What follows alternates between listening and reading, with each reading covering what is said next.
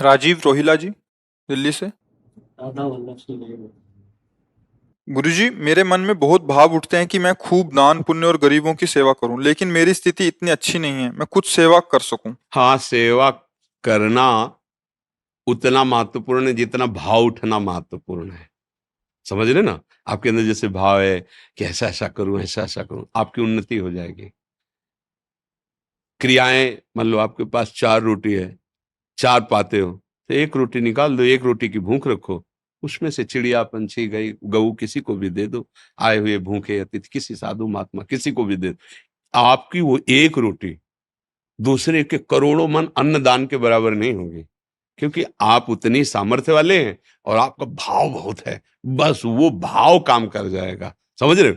और अगर कहीं नाम वाम की प्राप्ति के लिए हो, जैसे आजकल लोग पंखा लगवाते हैं, तो पंखुड़ी में जिला नंबर पूरा सब दे देते ना।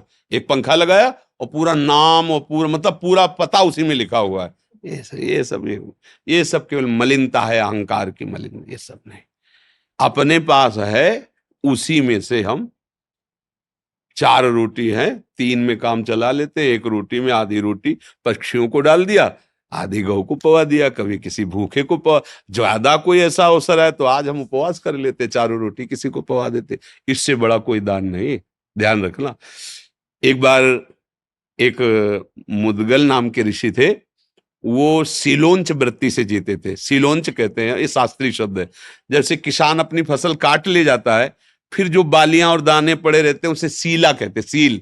और बाजार में जहां अन्न बेचा जाता है वहां से सब उठ गया, अब जो दाने पड़े रहते हैं उसे उंच कहते हैं। सील और उंच, इन दोनों वृत्ति से वो अन्न इकट्ठा करते थे। तो बड़ी मेहनत के बाद मान लो 15 किलो लगभग हुआ, इससे ज्यादा नहीं, क्योंकि किसान तो सब अपना ले गया। अब जो एक बाली एक दाना ऐसे पड़ा खेतों में वो बिन लिया, बाजार उठ गई, जो दाना पड़ा है वो बिन लिया, और उसको भुनवा लेते थे और उसका बस सतुआ बना लेते थे और उसी से जीवन काटते थे। रात दिन भजन तपस्या और उसी को पाते थे। पर उनका ये नियम था, अगर उनके पास कोई आ गया तो भूखा नहीं जाने देते थे। अब एकांत जंगल में रहते थे, ऐसे कोई जल्दी आता ही नहीं था। एक बार उनकी परीक्षा के लिए ऐसा हुआ कि आगे एक ऋषि रूप में बैठे, सब सतुआ पा गए पूरा। उन्होंने एक बार भी नहीं रोका कि मेरा क्या होगा। स- और पानी पिया, मुंह पूछा, चल दिए। तो जो वहां सतुआ के कण गिरे थे ना, तो एक नेवला वहां से निकला, तो आधे शरीर पे सतुआ का कण लगा तो स्वर्ण का हो गया, तेजस्वी।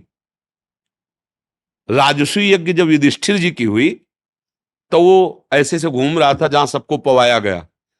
फिर भगवान श्री कृष्ण और अर्जुन युधिष्ठिर जहां बैठे थे वहां से निकला और कहा, ये मुदगल ऋषि की सतुआ यज्ञ से बढ़ के नहीं है, राजसूय यज्ञ हुआ। तो भगवान ने कहा, ऐसा क्यों तुम कहते हो? बोले, देखो सतुआ के कण लगे थे तो आधा में स्वर्ण का हो गया, यहां सब जगह घूम आया, हमारा एक बाल भी स्वर्ण का नहीं हुआ। तो हमारी बात समझ रहे ना? कितनी कठिन मेहनत से बीन बीन कर दाना वो एकत्रित करते, तो उनके द्वारा सतुआ यज्ञ की बराबरी भगवान जहां बैठे राजसूय यज्ञ नहीं हुई। हमें जरूरत नहीं कि हमारे पास धन आवे, हमें जरूरत है जितना हमारे पास है उसमें से अपने परिवार का पोषण करते, अगर 1 रोटी भी बाहर दे, वो बहुत बड़ा दान। समझ रहे ना? आपका भाव होना चाहिए। संपत्ति खास बात नहीं है, खास बात भाव है। भाव है ना, तो भगवान आपकी हर सेवा स्वीकार कर रहे हैं। काश हमारे पास ऐसा होता तो भगवान को फूल बंगला बनाता, प्रभु उसमें बैठते, 56 भोग। अब लग रहा है, हो रहा है, आपको इसका फल मिलेगा। ये कलयुग का विशेष प्रताप है। कलिकर एक पुनीत प्रतापा, मानस पुण्य होई और नहीं पापा। तो इसलिए धन की आकांक्षा तो मत करो, पर भाव जो है उसमें जो है उसको सुरक्षित रखो, ये आपको लाभ प्रदान करेगा। और ये मत रखो कि ये गरीब है, मुझे, मैं बड़ा हूं इसलिए दे रहा हूं। नहीं नहीं, मुझे भगवान इस रूप में आके सेवा का सौभाग्य दे रहे हैं, ऐसा भाव। और धनी है मान लो ऐसे, चल बांट दो इनको, तो पुण्य तो मिल गया, लेकिन जो उसका लाभ मिलना चाहिए वो नहीं मिलेगा। इसका लाभ सीधे भगवान प्रसन्न हो जाए, सबके हृदय में भगवान बैठे, ये तुमसे हो सकता है। सबके प्रति भगवत भाव, अवसर मिल जाए, मृदु वचन, जल और रोटी का टुकड़ा, ये तो कोई भी दे सकता है। सब अन्न खा के जीते हैं। आज हम उपवास करेंगे, आज का भोजन हम किसी को देंगे। मान लो हम गरीब हैं कि हम दोबारा अपने लिए भोजन तैयार नहीं कर सकते, इतनी सामर्थ्य नहीं, तो आज हम उपवास कर जाएंगे, मरेंगे नहीं। आज हम किसी संत को पवा देते, किसी भूखे को पवा देते, किसी पशु को दे देते। ऐसी भावना रखो, भगवान मुझे धन दे तब मैं से, ऐसा नहीं होता। वो धन आएगा तो हो सकता है ऐसी प्रमाद स्थिति हो जाए कि ऐसे अपराध बनने लगे कि जिसका भाव करते हो भाव ही खत्म हो जाए। इसलिए बहुत सावधान होकर के चलो, भगवान जिस परिस्थिति में रखें बहुत अच्छा है, और भाव बढ़ाते चले जाओ। भगवान भाव के भूखे हैं, भाव का हूं भूखा हूं मैं, और भाव ही एक सार है। भाव से मुझको भजे तो भाव से बेड़ा पार है, भगवान के वचन।